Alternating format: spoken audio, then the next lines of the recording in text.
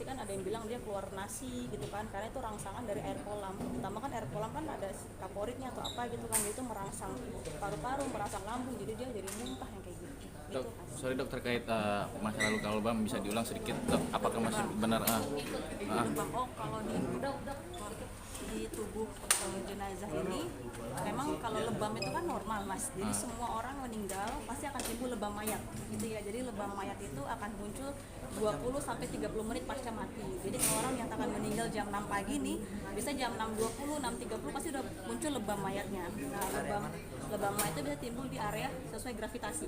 Jadi kalau korbannya tuh gantung pasti adanya di ujung-ujung jari, ujung-ujung kaki. Tapi kalau dia telentang pasti di punggung. Kalau dia tengkurap gitu kan berarti ada di bagian depan tubuhnya. Jadi tergantung dari gravitasi dan itu normal. Warnanya mungkin warnanya keunguan juga. Jadi mungkin kita seringkali bilang itu luka ya, padahal itu bukan luka, itu lebam mayat, itu normal. Tapi kalau kita ngomongin kekerasan itu namanya memar, atau di dalam medis kita sebut sebagai hematoma. Nah kalau memar itu biasanya di tempat-tempat yang pasti sesuai dengan keterangan saksi ya, dia misalkan dipukul di paha ya berarti ada memarnya di paha gitu kan, ditonjok di wajah berarti kan di situ. Kalau Dante ada. mayatnya di Kalau mana? Dante kita nggak temukan, tapi memang itu kelemahannya di pemeriksaan Dante ini adalah kondisinya udah nggak fresh ya gitu.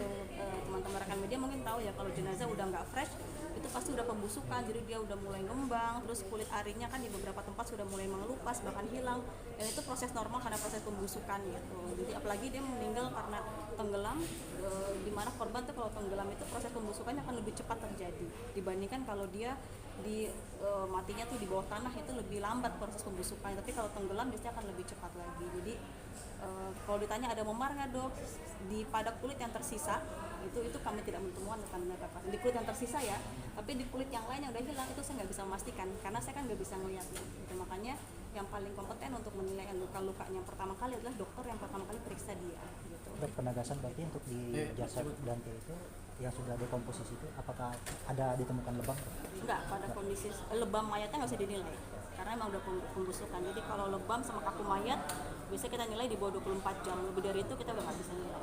Dok, paru-parunya Dante yang meleleh itu karena pembusukan atau karena dia effort narik mungkin nafas? karena kombinasi keduanya, mungkin karena dia juga kondisinya penuh dengan cairan ditambah lagi proses pembusukan. Jadi tapi faktornya bisa multifaktorial ya. Tapi kematian itu karena kehabisan oksigen atau organnya keisi Kalau air? tanda-tanda yang saya temukan sih memang kukunya tuh sianosis ungu, bibirnya waktu pemeriksaan pertama di dokter rumah sakit pertama itu emang dia ungu, tanda-tandanya kekurangan oksigen. Jadi mungkin kita asumsikan dari pemeriksaan itu dia memang meninggalnya karena kekurangan oksigen berat. Mungkin karena itu ya usaha untuk nafas maksimal karena terendam itu. Tapi dok, ya. bener nggak sih kalau misalnya pasien meninggal tuh kalau dicubit itu nggak ada warna nggak ada biru atau memar sama sekali? Maksudnya dia tidak merespon? Tergantung. Kalau di medis itu kalau memang mayat sudah mati kita cubit pasti nggak akan timbul memarnya.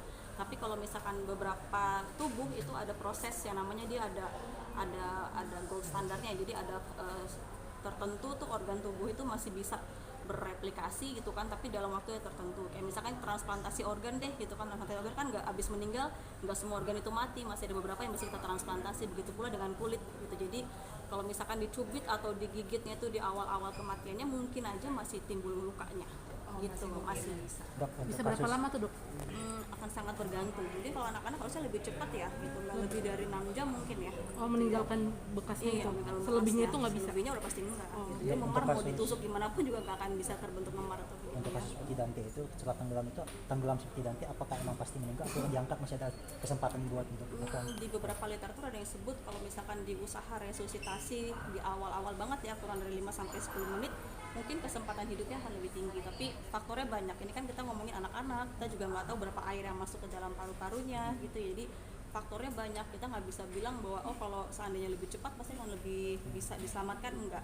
Kita nggak tahu juga nih waktu di bawah itu berapa banyak yang masuk, kita kan nggak tahu ya. Jadi akan sangat bergantung, setiap orang pasti akan berbeda-beda gitu ya. Terima kasih dokter. Terima kasih.